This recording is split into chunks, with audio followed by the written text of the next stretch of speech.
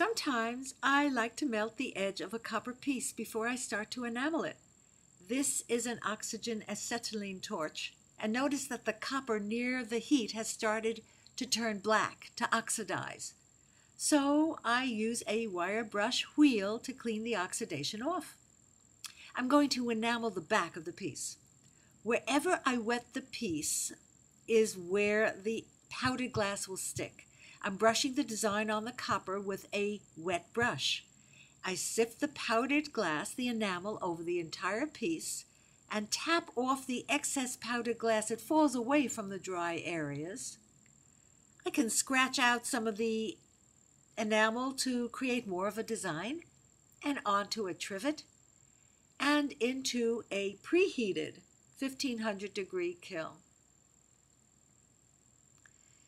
It's a hot kiln. And after 2 minutes or less, the glass has fused. It's become molten, and the piece is removed from the kiln and allowed to cool. And notice that all the bare copper areas has oxidized, it's turned black. So back on the wire brush wheel to clean off the oxidation. This time I don't remove it all. I want some as part of the design. I like to keep it. It gives it depth and definition and part of the design.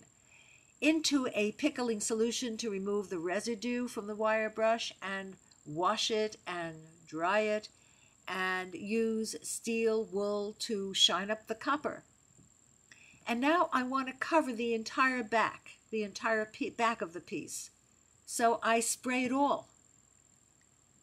And I will sift the enamel onto the entire piece and keep it there. Back onto the trivet, into the kiln for another 2 minutes or less. And of course, the kiln door is closed during this time.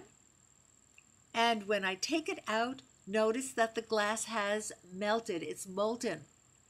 And while it's still molten, I remove it from the trivet and I put a weight on top to remove any warpage. And it's ready now for the front to be cleaned and enameled. But as I work on the front of the piece, the back is therefore refired again and again, and it will change.